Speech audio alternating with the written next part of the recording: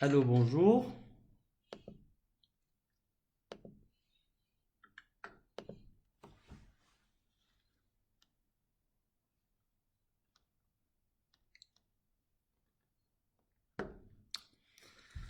Bonjour à toutes et à tous pour ce nouveau live sur la valorisation d'entreprise.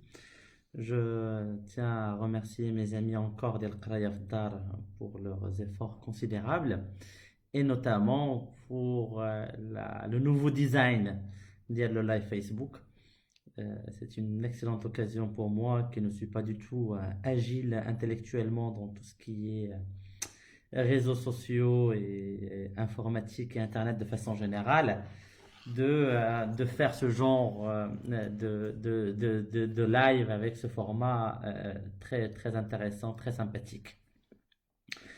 Donc bon, j'attends peut-être quelques secondes que le live commence à marcher parce que j'ai l'impression qu'il y a un petit décalage entre OBS et Facebook.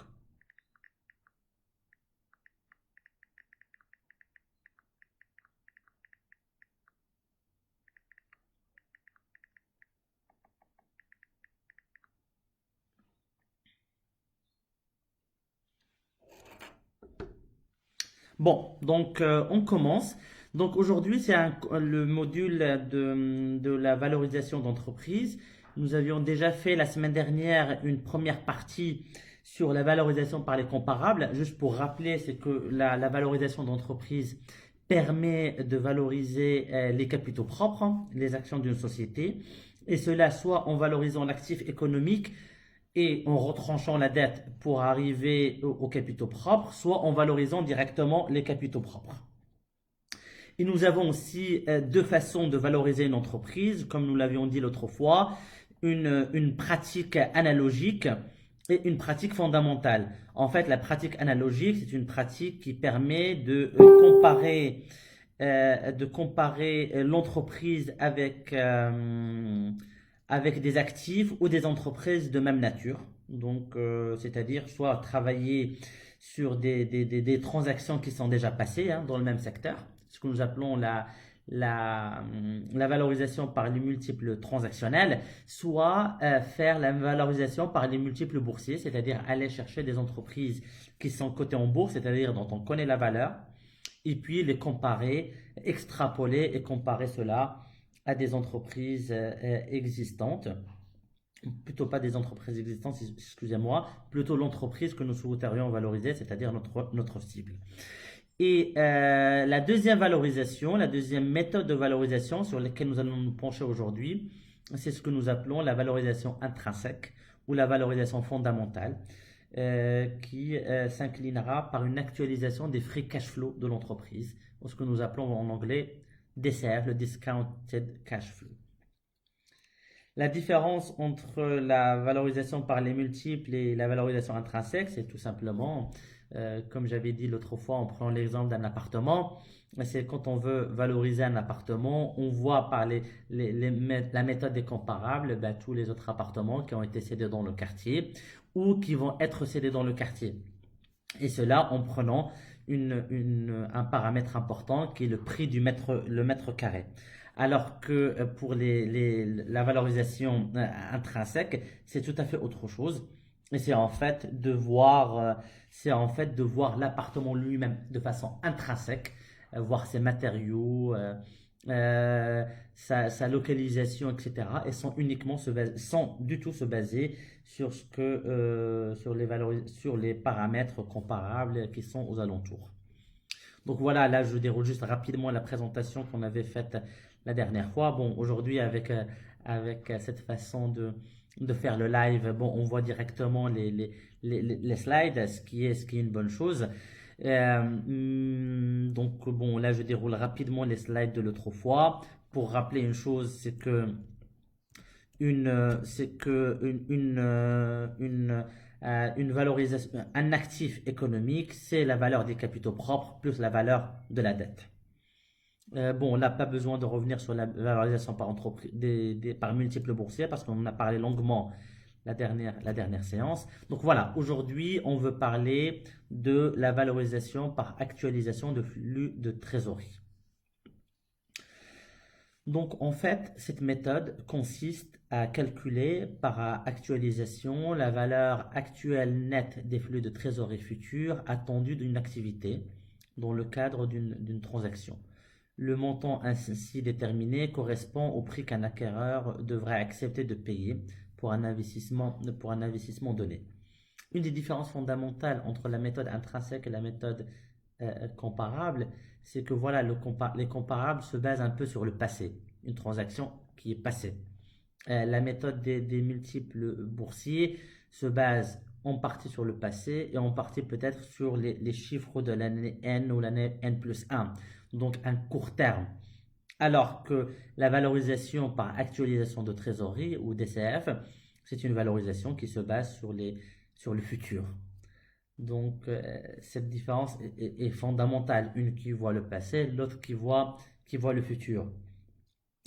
Et de plus, quand on voit le futur, on doit être capable de construire un business plan, ce que nous appelons en français un plan d'affaires, c'est-à-dire des projections, des ventes, des marges, de l'EBITDA, de l'évolution de l'endettement d'une entreprise sur une période donnée. Donc, au préalable, avant de faire les actualisations de flux de trésorerie, il faudrait être en mesure de construire un business plan assez détaillé et assez poussé.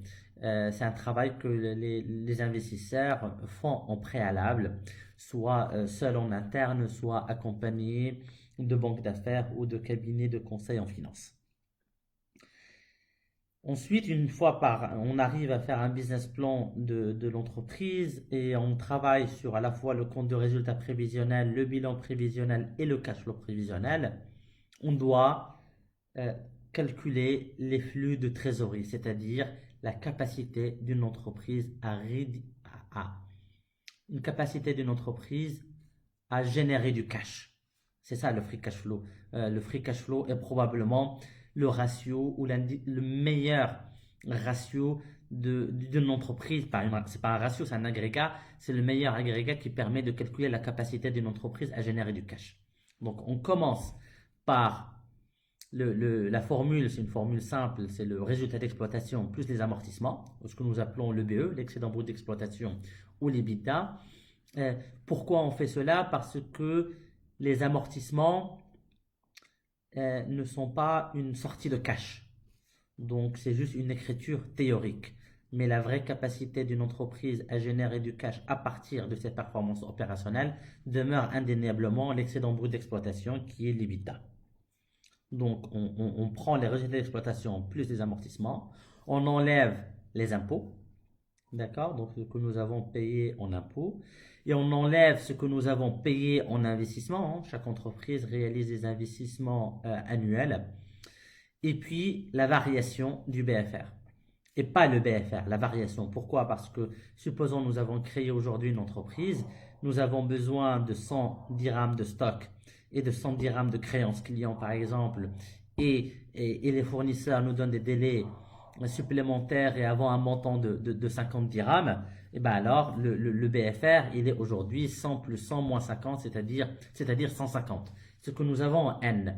L'année N plus 1, nous allons un BFR additionnel, c'est-à-dire que nous avons déjà déboursé ce montant d'argent, qui est 150 dirhams, pour le BFR de la première année. Donc la deuxième année, nous avons un BFR de 200 dirhams. Donc pas besoin de comptabiliser tout le BFR en négatif, c'est-à-dire les moins de 100 dirhams, mais uniquement ce nouveau cash ou ces nouveaux besoins de fonds de roulement. D'où la formule variation de BFR. Donc voilà, donc nous avons ces flux de trésorerie, les free cash flow, et nous devrions les actualiser. Là, quand vous voyez la formule à droite, l'actualisation des flux futurs vous donne la valeur de l'entreprise. Là, V égale free cash flow divisé par 1 plus K à la puissance T d'une année 1 à N et puis une autre formule plus l'infini. Donc d'abord, nous allons, avant de détailler cette formule, nous allons essayer d'aller petit à petit.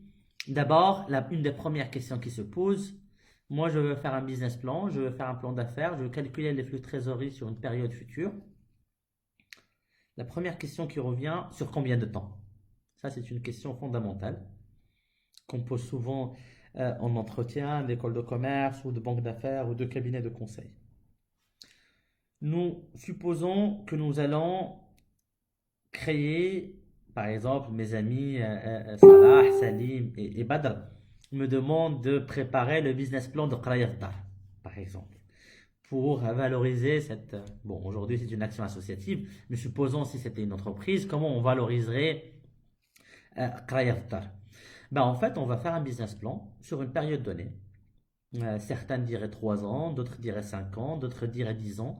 En fait, aucune des réponses n'est bonne et aucune n'est mauvaise, mais il faudrait agir, faudrait un peu réfléchir différemment.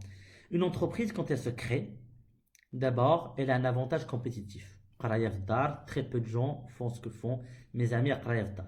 Donc c'est normal, si Qraya Dar était une entreprise, les marges auraient été très élevées parce que ce sont les seuls sur ce secteur d'activité. Et puis, à un moment, d'autres gens ou d'autres entreprises vont rejoindre ce segment d'activité. Donc, c'est normal que les marges vont baisser. Du coup, là, on passe de la première phase qui est l'avantage compétitif à l'autre phase qui est le cash flow fade, c'est-à-dire un ralentissement de l'avantage compétitif ou un ralentissement de l'activité, pas un ralentissement, mais un tassement plutôt de l'activité, puisque d'autres acteurs rejoignent ce segment, et du coup les marges commencent par baisser. D'accord? Et puis la troisième phase, c'est l'atterrissage et valeur terminale. C'est-à-dire qu'à un moment, supposons le Qraya génère une marge d'EBITDA, par exemple, de 50% par an. Après, il y a d'autres personnes ou d'autres acteurs qui rejoignent et donc la marge commence à baisser, 20%, parce qu'il y a quelques nouveaux acteurs. Et la troisième phase, c'est on a une multitude, une dizaine d'acteurs. Et donc là, on arrive à une marge normative. Et donc, en fait, c'est à ce moment-là qu'il faut arrêter le business plan. Pourquoi? Parce que tout simplement, pourquoi on fait ce modèle-là, ce qu'on appelle le modèle de la rente décroissante? Parce que tout simplement, la logique économique voudrait dire qu'aucune entreprise ne puisse être rentable à l'infini. La rentabilité économique donc converge progressivement vers un coût du capital. Bon, ça je vais en parler plus tard, qu'est-ce que le coût du capital. Mais juste pour faire un peu simplement, parce que l'actualisation des free cash flow, moi je vois, il y a quelqu'un qui a posé une question, le free cash flow actualisé, quel est le free cash flow actualisé? Je reviens rapidement sur le calcul de ce flux hein, ou de cette formule. Donc, le free cash flow, c'est la capacité de l'entreprise à générer du cash. C'est-à-dire de façon opérationnelle, en enlevant toutes les dépenses liées à l'investissement et au BFR. Donc, pour rappel, le free cash flow, c'est le résultat d'exploitation plus les amortissements. Nous avons dit les amortissements parce que les amortissements, c'est une donnée uniquement comptable, et donc c'est pas une sortie de cash. Donc, c'est en fait le BE ou l'EBITDA moins les investissements, c'est-à-dire que nous avons dépensé pour le cycle normal d'une entreprise, moins la variation de BFR. Donc, juste, c'est cela, la formule du cash flow. Donc, cette formule du cash flow que nous calculons sur plusieurs années, et puis comme on ne peut pas faire un business plan sur l'infini, on va sur une période donnée, et puis on décide d'extrapoler ça à l'infini, c'est ce que nous appelons la valeur terminale. Donc, pour revenir sur le modèle de la rente décroissante, donc pourquoi faire cela? Parce que supposons par exemple, moi je voudrais faire un BP de Qraya Dar et je le fais uniquement sur 3 ans. Les 3 années où l'entreprise a un avantage compétitif important, où elle est capable de générer une croissance de chiffre d'affaires de 100% par an par exemple, et une marge d'EBITDA très élevée de 30 à 40%. Et que je décide à ce moment-là d'arrêter mon business plan et d'extrapoler à l'infini avec la formule que je vais montrer plus tard. Quel est le résultat? Le résultat, c'est que c'est comme si j'étais en train de dire que Qraya Dar va évoluer à l'infini avec une croissance de 50% par an. Ben, c'est tout le bien que je souhaite à mes amis, mais nous sommes dans un pays, par exemple, comme le Maroc, où la croissance du PIB elle est entre 2 et 4% par an. et que si Qaraïa Dar évolue ou progresse chaque année de 50% et que le PIB marocain ne progresse pas plus de 4% par an, ben cela voudrait dire que dans 30 ans, 50 ans, Qaraïa Dar pèsera plus que le Maroc ou plus que le PIB marocain. Bon, c'est tout le bien que je souhaite à mes amis, mais ce sont des choses qui arrivent très rarement. C'est pour cela que nous avons fait ce modèle de rente décroissante pour terminer la période de projection à un moment où la croissance se tasse et où la croissance de notre cible rejoint progressivement celle de l'économie du pays dans lequel elle est. Ou plutôt, quand elle génère, disons de façon mathématique, une, un rendement qui est égal à celui du coût du capital. Nous allons en parler ça en détail par la suite. Donc voilà, nous avons dit, juste pour simplement, c'est nous prenons les free cash flow de chaque année, nous les actualisons pendant une période de quelques années, et puis nous allons vers le flux normatif, comme je vous ai dit, à la fin de à la fin du modèle de la rente décroissante, comme on ne peut pas faire un business plan sur l'infini, donc voilà, nous devrions extrapoler ça à l'infini avec une formule particulière qui s'appelle la formule de Gordon-Shapiro. Bon, ici, je l'ai écrit en détail, c'est qu'en fait, je me répète, il est très difficile d'estimer la valeur terminale car elle est définie à la date où les prévisions de développement ne sont pas pertinentes. Et donc, c'est là où nous considérons que l'entreprise entre en phase de maturité au terme d'un horizon explicite. Juste pour revenir ici, voilà, c'est ça, c'est la première formule, actualisation des flux futurs. La valeur, nous allons faire de T1 jusqu'à N, donc nous allons supposer par exemple que c'est 7 ans. Donc de l'année 1 à l'année 7, nous allons calculer chaque année le free cash flow de l'année 1, 2, 3, 4, 5, 6, 7, et que nous allons actualiser cela par une formule 1 plus K. Nous allons expliquer ce que c'est ce taux, ou ce ratio, plutôt ce taux que nous appelons le coût du capital, à la puissance t, c'est-à-dire à la puissance 1, puis après à la puissance au carré, au cube, 4, 5, 6, 7. Et après, on va passer à la valeur terminale. D'abord, pourquoi on doit actualiser les flux de trésorerie? L'actualisation de flux de trésorerie, c'est un peu la réponse, disons, populaire à une formule qui dit le temps, c'est de l'argent. C'est-à-dire que les gens se posent toujours la question, est-ce que vous préférez avoir 10 dirhams aujourd'hui ou avoir 50 dirhams dans 5 ans? Ben, certains diront 10 dirhams aujourd'hui, certains diront 50 dirhams dans 5 ans, tout simplement parce que si je vous donne aujourd'hui 10 dirhams, vous allez pouvoir les investir et peut-être dans 5 ans, ces 10 dirhams seraient supérieurs ou inférieurs à 50 dirhams, mais ne seraient pas 10 dirhams. Parce que la valeur de l'argent peut se déprécier ou s'apprécier avec le temps. Et donc voilà, c'est comme ça, comme nous avons des free cash flow que nous allons générer dans le futur, qui ne sont pas actuels et surtout qui ne sont pas certains. Donc si une entreprise, on estime qu'elle génère un cash flow de 50 dirhams dans 5 ans, ben si on voudrait ramener cette valeur à la valeur temps, c'est-à-dire à ce qu'elle est actuellement, ben nous devrions déprécier, et cela en estimant ce taux, ce cas, ce que nous appelons le coût du capital, qui est une donnée fondamentale en finance, et je vais vous montrer aujourd'hui comment nous le calculons.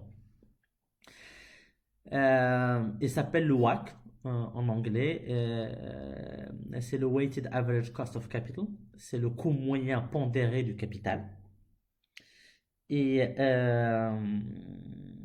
oui, je vois quelqu'un qui me demande Cénézar par rapport à l'élaboration du BP. Bien sûr, avec plaisir, nous ferons ça dans une autre séance. Donc, je suis en train de voir comment nous calculons le coût moyen pondéré du capital. Donc, le WACC est un indicateur économique qui représente le taux de rentabilité annuel moyen attendu par les actionnaires et les créanciers en retour de leur investissement. Donc voilà, le WACC, il permet, en fait, nous avons deux pourvoyeurs de fonds dans une entreprise. Vous avez soit les actionnaires qui investissent en capital, soit les banques qui vous prêtent de l'argent. Et la combinaison de cette rentabilité exigée à la fois par les actionnaires et exigée par les créanciers ou par les banquiers permet de donner de calculer ce WACC. Le WACC aussi se calcule en fonction de ce que nous avons en capitaux propres et de ce que nous avons en dette. Et il se calcule aussi en fonction de la rentabilité exigée par chaque pourvoyeur de fonds. Là, nous allons voir ça en détail. Le WACC est le coût des fonds propres multiplié par les fonds propres divisé par les fonds propres plus la dette, plus le coût de la dette, c'est-à-dire le taux d'intérêt auquel s'endette une entreprise, fois 1 moins IS. Pourquoi on fait 1 moins IS? Parce que les intérêts sont déductibles fiscalement, fois la dette divisée par la valeur des capitaux propres plus la valeur de la dette.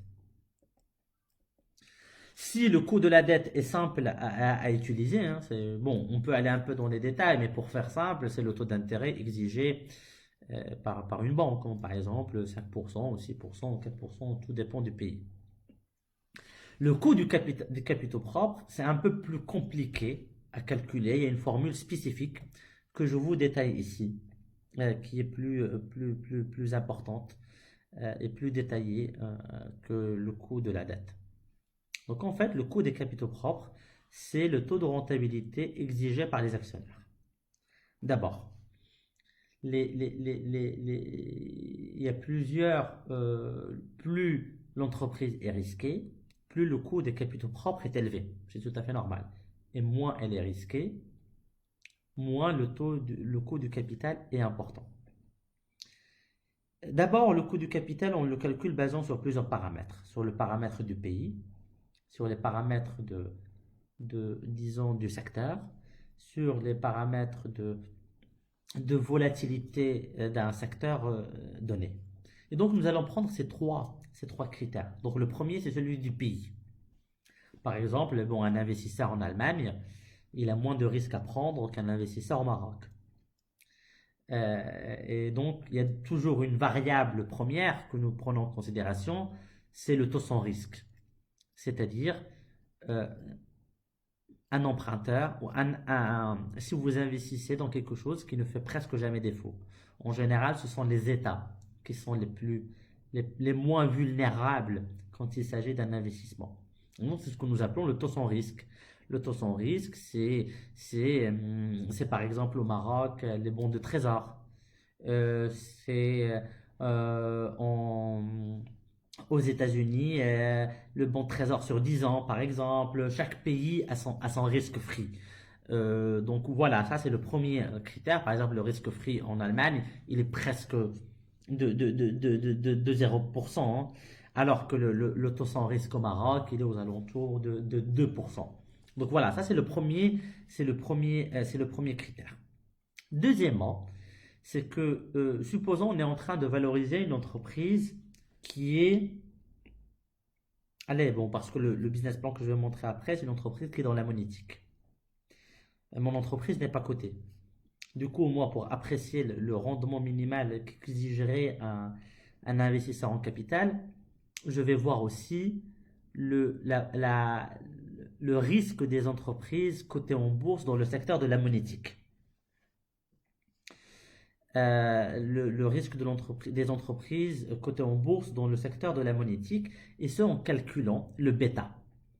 Le bêta, en fait, c'est le risque d'une entreprise donnée par rapport au risque marché.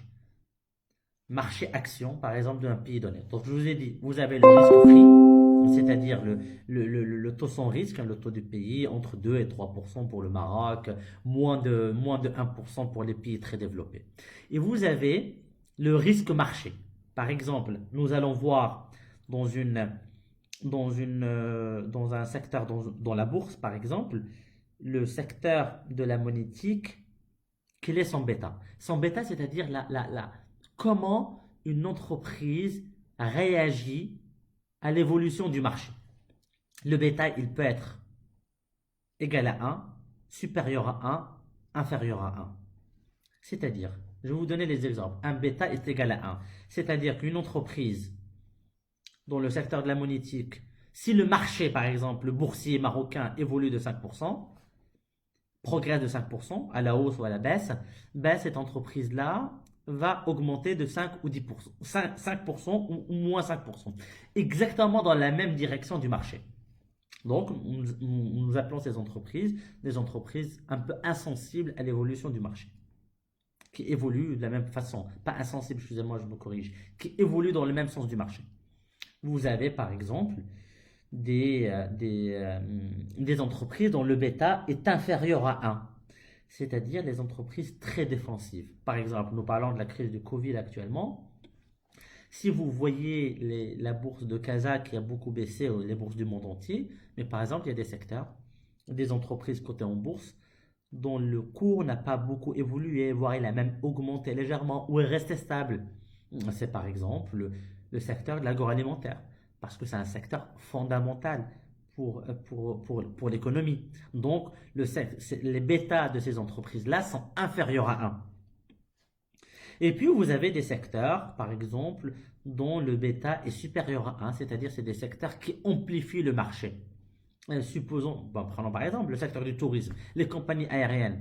Quand l'économie va mal, les compagnies aériennes sont encore plus sensibles à la dégradation des agrégats économiques. Parce que bon, dès qu'il y a une crise, la première chose qu'on arrête de faire, c'est de voyager.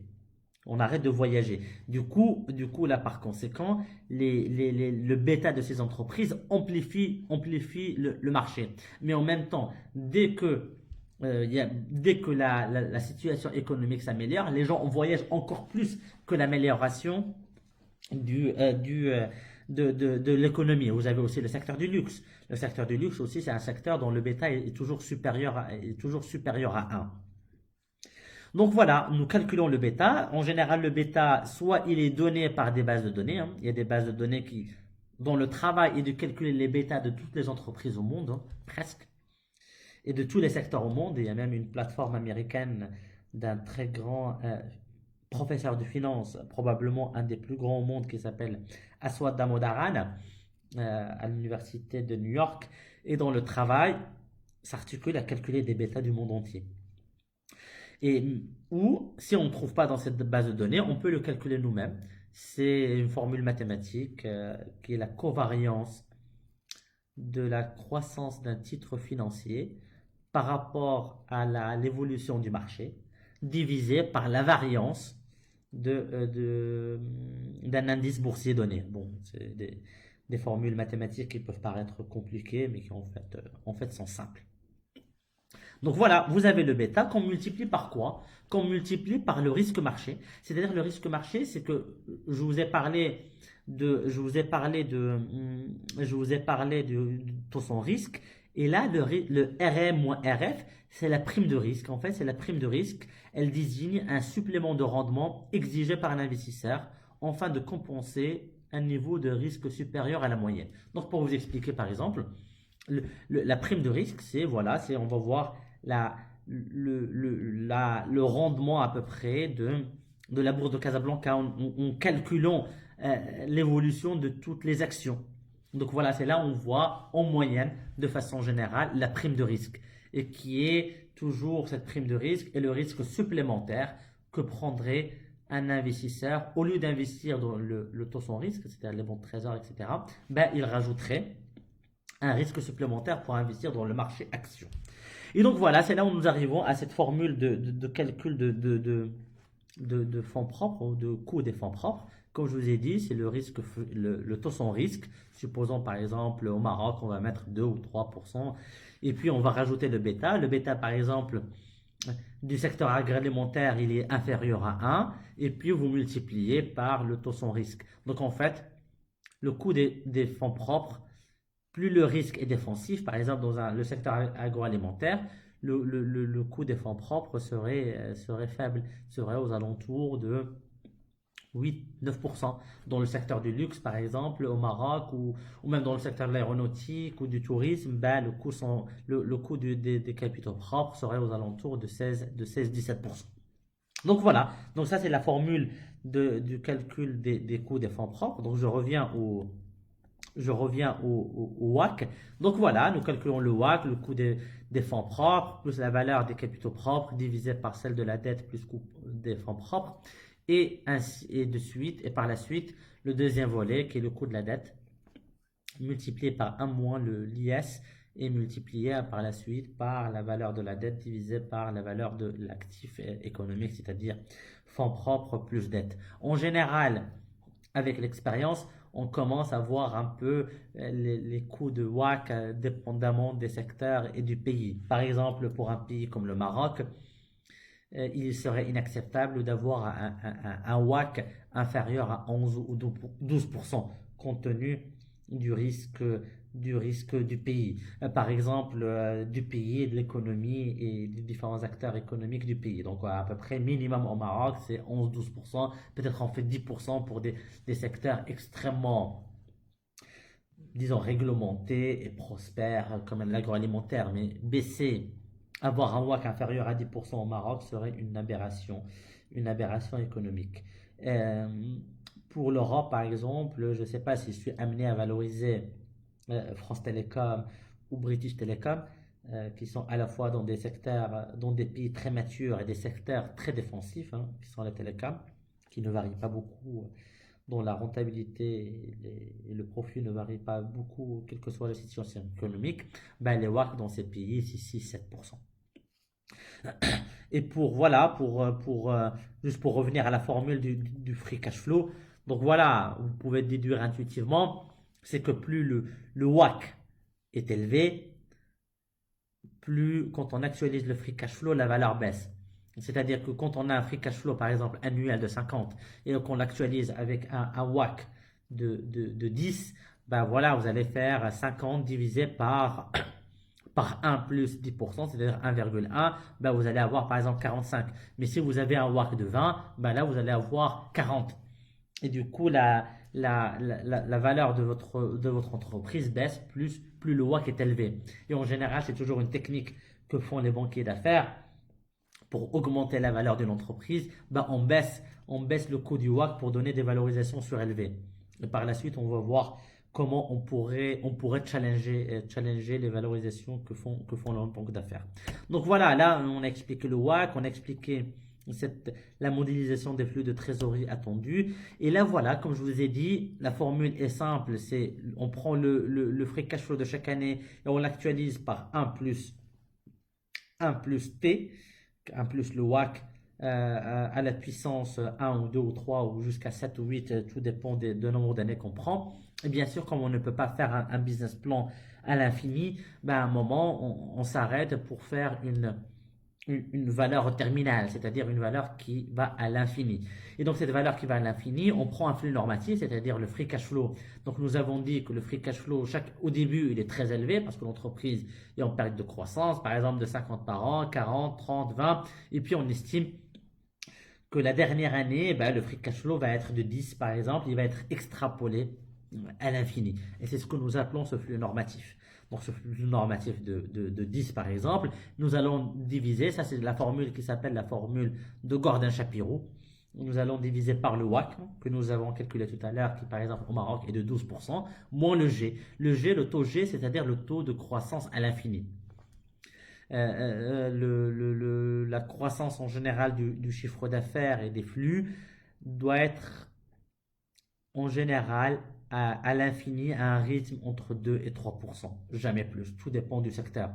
Donc on voit l'évolution du secteur à l'infini, mais aussi l'évolution ou la progression annuelle que fait un pays en termes de PIB. Donc voilà, c'est toujours 2 et 3%. Donc c'est pour cela que nous choisissons le taux G de 2 à 3%. Et puis voilà. Et puis voilà, le flux normatif, je vous ai montré ici comment on le calcule. Et puis les différents ratios que nous calculons. Donc bon, là c'est toujours la formule du WACC, c'est la formule des coûts fonds propres. Et là voilà, c'est un exemple. C'est un exemple un peu pratique de comment nous allons calculer ce cash flow futur. Donc c'est pour une entreprise dans la monétique. Donc je l'ai appelé Monetica. Bon, je vois qu'il y a une question, c'est pour quand le cours du BP. Bon, nous allons voir avec les organisateurs dans la mesure du possible, si nous pourrions faire un cours de modélisation financière. Bon, c'est un peu compliqué online, mais nous allons voir comment gérer cela. Et puis, je vois une autre question de Fatem Zahra sur le BFR. Le BFR, c'est l'actif normatif, moins le passif, l'actif circulant, moins le passif circulant. Tout à fait, oui. Tout à fait. Tout à fait. C'est juste que comptablement au Maroc, dans l'actif circulant, on peut mettre le cash. Et dans le passif circulant, on peut mettre la dette court terme. Et en fait, il faut enlever le cash et la dette court terme. Donc le BFR, c'est pour faciliter, c'est stock plus créance client plus autre créance dans l'actif. Et le passif, c'est le passif circulant, c'est des fournisseurs. C'est les fournisseurs et autres dettes sociales et autres, mais sans inclure les dettes court terme. Donc voilà, pour revenir à notre cas, hein, entreprise Monetica. Donc là, vous voyez, bon, c'est un BP ancien qui a été fait en 2013. Donc là, je commence les années de projection, c'est à partir de 2014. Donc nous avons choisi chaque année, nous avons fait un business plan pour avoir les projections à la fois 2014, 15, 16, 17, 18, 19 et 20 et 21 et puis 21 étant la dernière année. Donc comme vous voyez, nous calculons les différents flux. Nous avons ici l'EBITDA, nous retranchons l'IS, nous enlevons les investissements que fait l'entreprise chaque année, moins la variation du BFR. Et là, vous avez par exemple des free cash flow. En 2014, vous avez 14. Vous avez en 2015, vous avez 6, 8, 11, 13, 16, 20, 23, etc. Et puis l'année normative, c'est 23. Et puis nous avons le WACC, hein, le WACC de 13%. Et puis nous discountons cela. Nous discountons cela chaque année. Bon, là j'ai mis la première année, c'est 0,1 puisque c'était fait déjà presque en fin d'année 2014. Mais pour faire simple, on pourrait dire que l'année 2014, on discounte un facteur 0 parce que c'est la même année. 2015, on rajoute une année. 2016, 17, 18, 19, 20, 21. Et puis nous avons le discounted free cash flow, donc 14, 6, 8, etc. Jusqu'à 23 pour la dernière année. Oui, excusez-moi, je pense qu'il y a une petite erreur dans ce graphe. Les discounted cash flow sont moins importants, bien sûr, que le free cash flow, puisqu'on a actualisé cela avec le WACC. Et par la suite, donc, qu'est-ce que nous faisons? Nous calculons aussi la valeur terminale, c'est-à-dire la dernière année, qui est 23. Et donc 23, on l'actualise avec la formule de Gordon-Shapiro, qui est, donc on divise 23 par le WACC, le 13%, moins le 2%, ou le 2,5%, et c'est ce que nous avons pris. Et aussi cela, nous l'actualisons après en fait, on prend ce flux et après on le divise par 1 plus WACC à la puissance n, c'est-à-dire l'année, la 7e année. Et donc nous avons, voilà, cette valeur de l'entreprise de 202. En fait, nous avons, juste pour bien calculer, on divise la valeur d'entreprise en 2, c'est-à-dire excusez-moi, je vois juste les commentaires rapidement.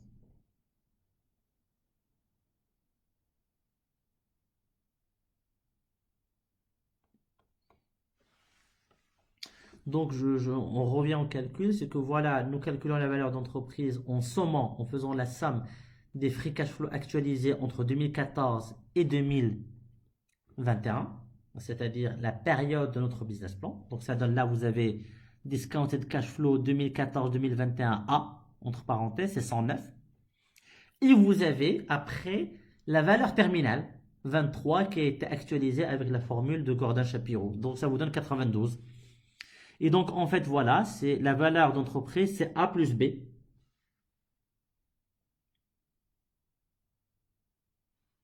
Et donc, nous allons après voir la valeur d'entreprise, c'est A plus B. Et donc, vous avez 202, par exemple, 202 millions de dirhams. Et puis, nous enlevons de cela la dette. Nous avons calculé la dette nette de l'entreprise qui était, par exemple, égale à 70 millions de dirhams, et donc nous avons une valeur de fonds propres de 132 millions de dirhams. Après, il y a quelques vérifications que nous faisons pour nous assurer que nous ne sommes pas trompés dans le calcul, en fait, pour nous assurer que nous ne sommes pas trompés dans le calcul des free cash flow. Excusez-moi, je vais mettre juste le chargeur rapidement de mon ordinateur.